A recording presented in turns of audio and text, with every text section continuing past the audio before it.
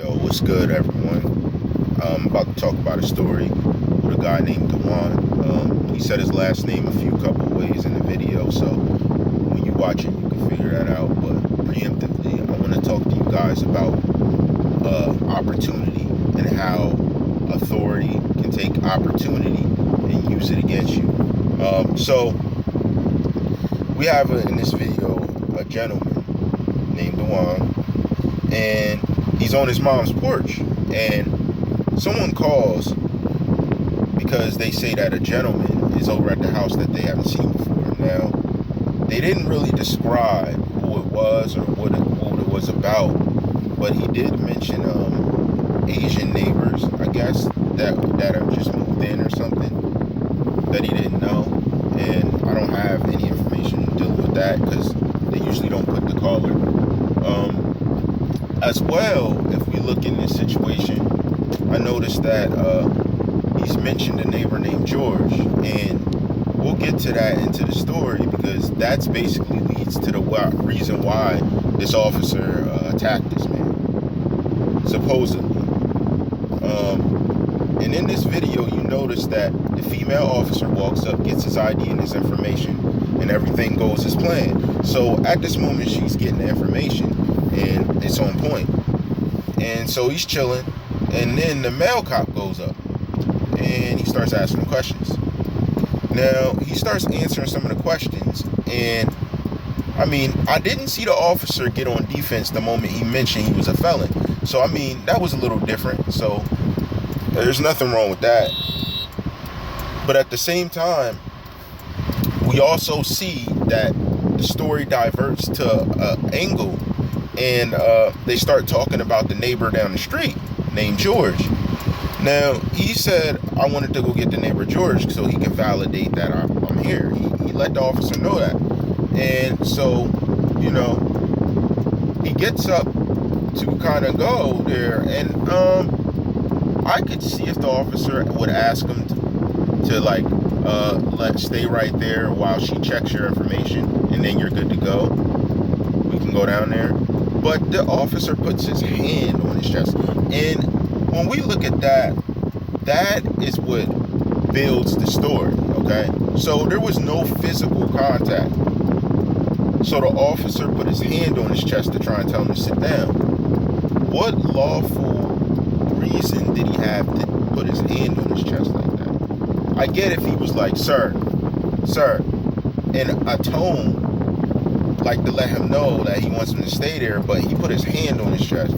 So what if DeJuan walked up and said, officer, you're on my property, and put his hand on the officer?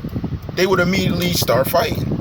So, I mean, so are we saying that authority has the right to put their hands on us whenever they think or have suspicion of something? If we're saying that, then we're reaching to a whole new level of governing.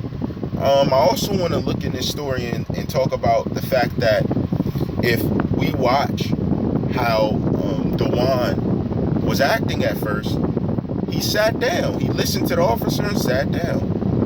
But the officer went, and I don't know if it's that's little man complex, but he went and put his hands on top of his shoulders, but like he's already sitting. What are you trying to do? He walks up the steps onto his mother's property. Now you're on the porch, you're on the property. And he puts his hands on his shoulder. I want to know, what do you think about that? Like, what is your thoughts? Like, is that okay? And then if you don't even have to hear it almost. I mean, you hear the cries, but you don't even have to think about it. I mean, this cop just started subduing this man, like wanting him down and wanting him arrested. I think this escalated. I mean, the ID didn't even get back. He presented the wallet, like, before all the information. Now, if the information came back and it was adverse, we'd be talking different. But we're talking about the information didn't come back, and you're already trying to subdue and beat this man. And I'm not saying that it even had to be racially motivated, but if you look at the situation, he definitely wanted to wrestle this man. Maybe he felt he wanted to subdue someone large, but if you see it, he was just with it. And it just didn't call for it. I think that He could have, like, this guy would have listened to a verbal command. Hey, sit back down. You didn't have to touch him. If I'm getting up and the officer was checking and he asked me to have a seat, I'm more than likely I'm gonna ask why, but while we're talking, I'm gonna still have a seat.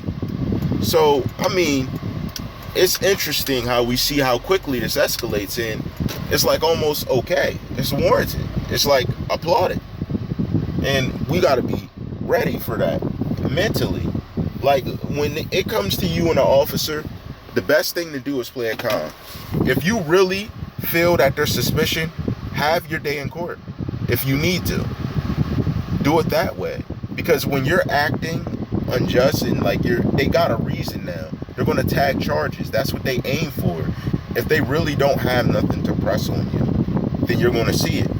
And I want everybody to keep that in mind, because freaking out and doing different things, it gives them a reason to shoot you. It empowers them. It gives them a challenge, and they don't know what you have on you. So be calm. You know what I mean? You'll know when action is warranted, but when it's dealing with just talk and be polite. Because remember, even when they take that suit off, they're human too. They go home to a family too. They're men just like you, men and women. So I mean, you don't have to stress it. Just do your thing, have your day in court if you believe your innocence is there. So let me know what you think. Share, comment, like, subscribe. All rights reserved.